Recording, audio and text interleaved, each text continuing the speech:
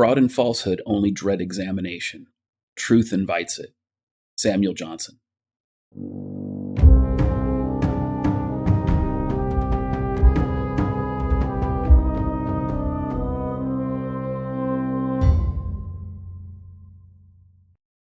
Hey everyone, before we get started, I have something I want everyone to think about. YouTube and other social media giants provide no value to anyone, anywhere.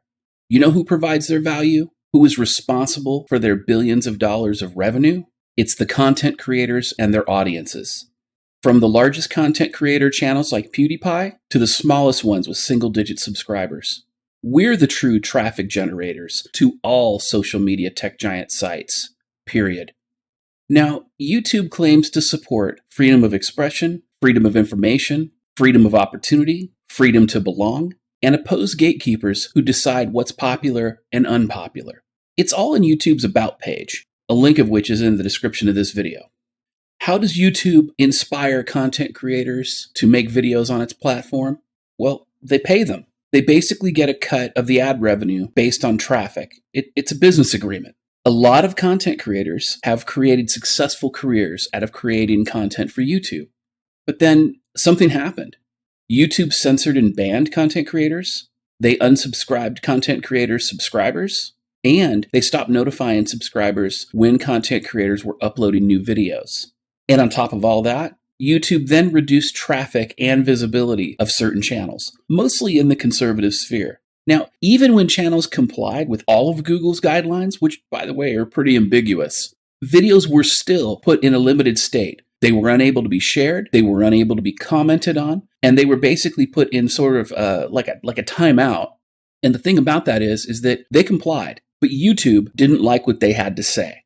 Well, then, when the inevitable backlash happened, YouTube, instead of taking responsibility, blamed advertisers. They called it the adpocalypse.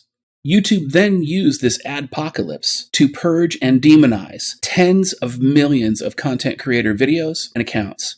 Content creators lost their minds. They called for YouTube and other social media tech giants to be turned into public utilities. They called for unionization. But the thing I've got to ask is, has everybody missed the point? I mean, was it all a lie? You see, I've been long concerned that the adpocalypse was actually created by YouTube to wrongfully target and discriminate against creators while blaming advertisers. Why do I think this? Well, because on February 13th, 2018, Breitbart reported, left-wingers at Google are engaged in a relentless effort to demonize Breitbart News from its AdSense platform and are linking advertising clients to the far-left pressure group Sleeping Giants. Breitbart has obtained a screenshot that shows Google ad account manager Aidan Wilkes advising another company, a client of Google's, that advertising on Breitbart may impact their brand safety. The screenshot also shows Matthew Rivard, another employee at Google, advising colleagues that Wilkes' message was a quote-unquote nice template for those who wish to quote-unquote call out the issue to clients. Rivard recommends that the message should be repeated for quote-unquote other key accounts. Now, that kind of gets the old noggin jogging, doesn't it? I mean, it makes you wonder, how many other advertisers did YouTube and Google approach and manipulate into pulling their ads? Let me paint a picture. YouTube enters into a business agreement with content creators. You make content, and we pay you a portion of the ad revenue for that content. You just allow us to use it. Then YouTube reduces all the traffic to that content creator's channel.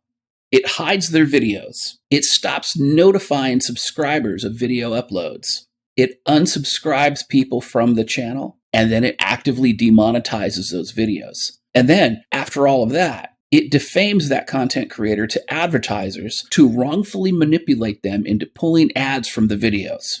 Now, even if their contract allows them to do this, or to change the terms on the fly, the federal courts have called these types of one-sided contracts unconscionable and fundamentally unfair.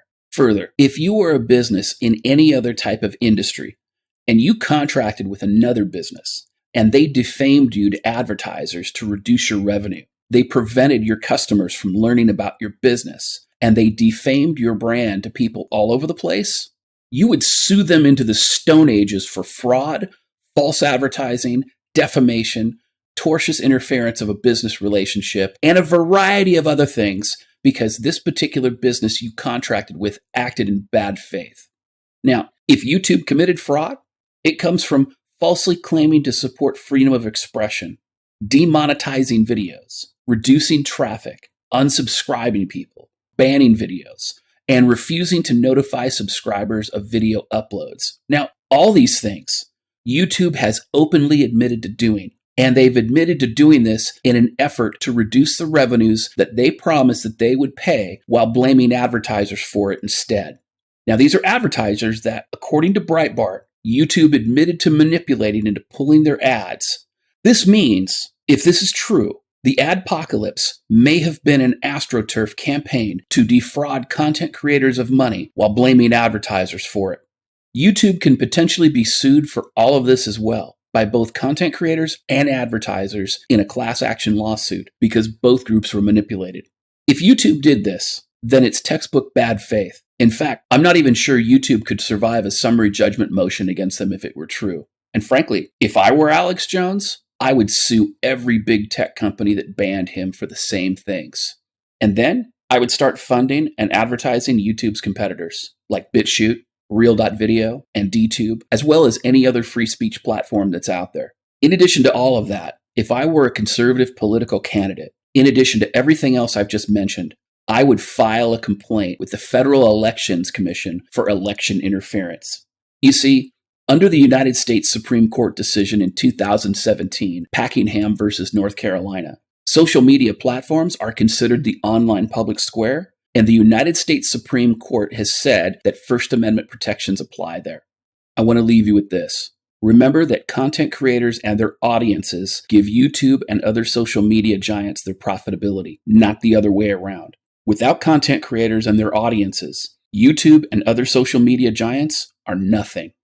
With that in mind, if it's determined that YouTube lied about the adpocalypse, then they're lying about everything else. And the only question that remains is this: how long will these big content creators put up with it?